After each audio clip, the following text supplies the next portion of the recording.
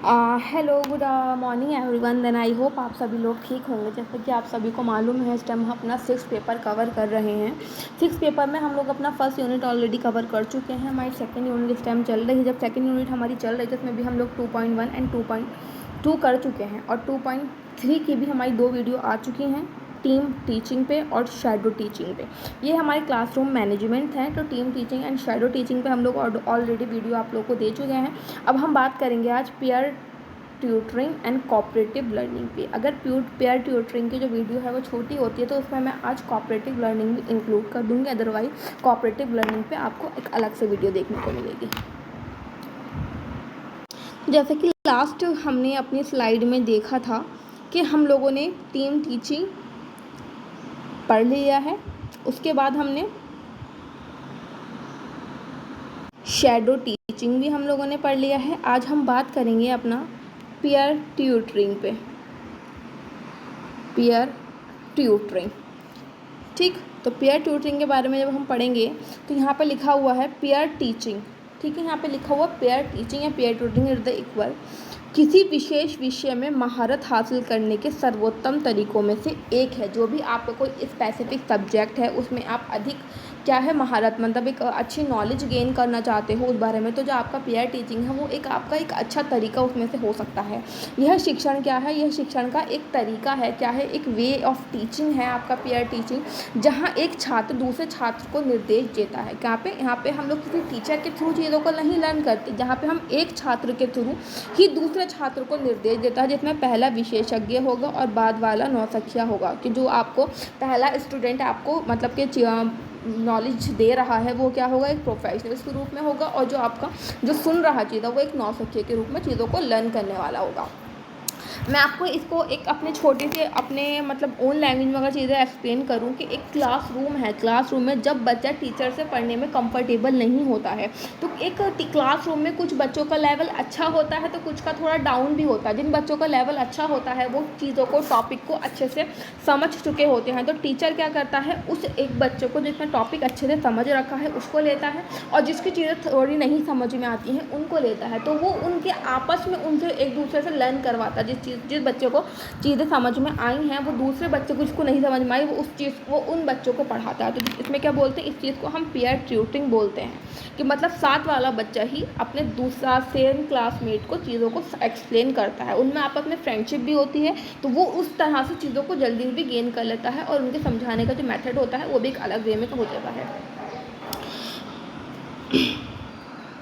आगे बात करें, ये शिक्षार्थी छात्रों को शिक्षक पर निर्भर हुए बिना सीखने के लिए प्रेरित करता है। जो भी शिक्षार्थी है, जो बच्चों को चीज़ें लर्न करा रहा है, जो उसके साथ में छात्र है, वो क्या है बिना टीचर पे डिपेंड हुए छात्रों को लर्न करने के लिए क्या करता है, मोटिवेट करता है।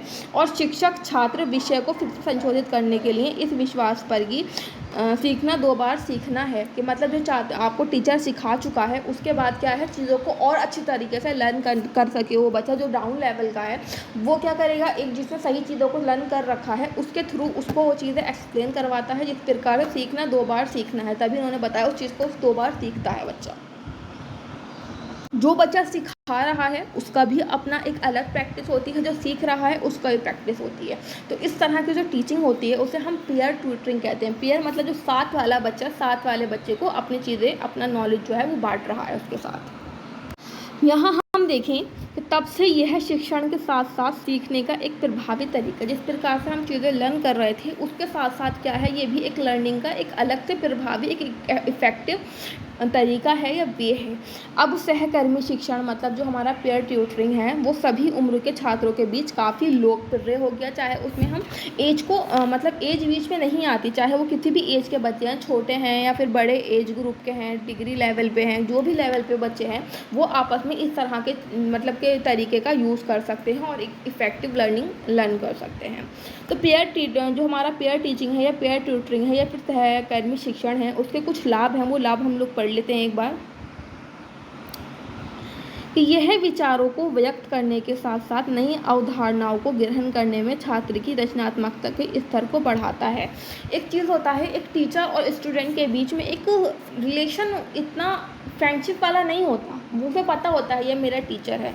जब उसको उसके क्लास का एक क्लासमेट उस चीज़ को, या फिर उसको हो सकता है उसका फ्रेंड भी हो, वो चीज़ को नहीं उसे सिखाता है, तो उसके अंदर क्या होता है, एक कॉन्फिडेंट आता है, और वो जो उसके विचार होते हैं वो अपने विचारों का आपस में आदान प्रदान करते हैं और दूसरे को देता है। इसके थ्रू क्या होता है, उनके अंदर चीज़ों को लेकर एक नई अवधारणा, एक नए कॉन्सेप्ट को भी वो सीख जाता है, जो बच्चे के एक क्रिएटिव इस लेवल को भी इंक्रीज करता है। क्योंकि छात्र अपने प्रश्नों को स्पष्ट करने में संकोच महसूस नहीं करता। जिस तरह से टीचर के सामने वो अपनी चीज़ों को प्रेजेंट करने में एक संकोच या हेजिटेशन महसूस करता है, इस प्रकार से अगर वो अपने सेम क्लासमेट से चीज़ों को लर्न कर रहा है तो उसके साथ वो अब क्या है, वो संकोच, वो हेजिटेशन महसूस नहीं करता है।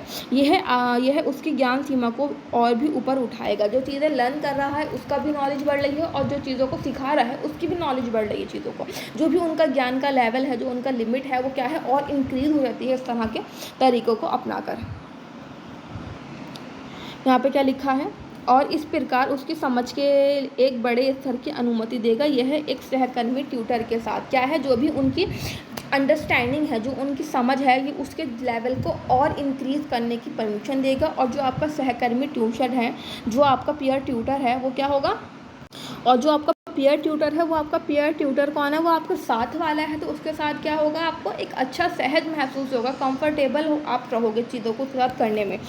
पाठ के कार्यों पर बेहतर ध्यान केंद्रित करने की अनुमति देगा। और उससे क्या होगा, जब एक चीज़ कंफर्ट के साथ हम लोग चीज़ कर रहे हैं, तो क्या होगा, जो भी हमारा एम है पढ़ने का, वो क्या है, उस पर हम और अच्छे से अपना ध्यान केंद्रित कर सकते हैं, जो भविष्य में उच्च उपलब्धियों में स्थानांतरित हो सकता है।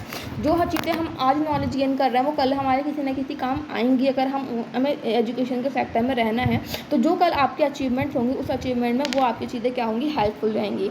तो एक हद तक छात्र अपनी शंकाओं पर सवाल उठाना शुरू कर देगा, और बाद में उसे स्वयं हल करने का एक तरीका खोजेगा, जिसमें छात्र अपनी आलोचनात्मक सोच में सुधार कर सकेगा। इसमें क्या होगा कि बात कर रखिए, अगर जो भी बच्चे के साथ लर्निंग में प्रॉब्लम थी, जो भी उसके डाउट से शंकाएं थी, उस पर क्या है, वो खुद से सवाल उठाएगा कि मुझे चीज़ क्यों समझ में नहीं आई। और वो एक टाइम वो ऐसा आएगा, वो ऐसा मोटिवेट होगा चीज़ों को लेकर के, वो स्वयं से चीज़ों को क्या है, हल करने के लिए उसका खोजना स्टार्ट करेगा कि किस तरह से इन चीज़ों का सॉल्यूशन निकलेगा, जिसमें छात्र अपनी आलोचनात्मक सोच में सुधार कर सकेगा। मतलब जो छात्र की अब तक सोच थी कि मैं पूछूंगा, लोग मेरे पर क्या बात करेंगे, तो वो जो उसकी थिंकिंग थी, वो क्या है, वो इम्प्रूव होने लगेगी। आगे बात करें कि पेयर टीचिंग में शिक्षार्थी छात्र और शिक्षक छात्र के बीच सीधा संपर्क शामिल है। जो भी बच्चे को शिक्षक छात्र जो पढ़ा रहा है छात्र, और जो एक शिक्षक छात्र है जो आपका क्या है, वो चीज़ों को पढ़ रहा है, तो दोनों में क्या है, एक संपर्क है, आपस में एक कोऑर्डिनेशन हो रहा है, जिससे उन्हें पारस्परिक कौशल के साथ साथ सक्रिय सीखने को बढ़ावा देने में मदद मिलेगी। जो भी वो स्किल सीख रहे हैं वो तो साथ में सीख ही रहे हैं, बट उनमें क्या है, एक इफेक्टिव लर्निंग में भी क्या है, उनको मदद मिलेगी, जिसके कारण वह वास्तव में तथाकथित तबाहू व्याख्यान और कक्षाओं को अलविदा कह सकते हैं। इस प्रकार से क्या है, उन्हें जब बाहर अपनी चीज़ों को लर्न करने की अनेक मौके मिल रहे हैं, वो चीज़ अपने क्लास में चीज़ों को एक्सप्लेन नहीं कर सकते, चीज़ों को लर्न नहीं कर पा रहे हैं, तो उन्हें वहाँ पर भी कॉन्फिडेंट मिलेगा अपनी चीज़ों को लर्न करने का और उनको एक्सप्लेन करने का अपनी कक्षाओं में भी। और वो उस चीज़ों को अलविदा मतलब उस चीज़ को अपने छोड़ सकते हैं जो उनके अंदर हेजिटेशन बची हुई है अभी।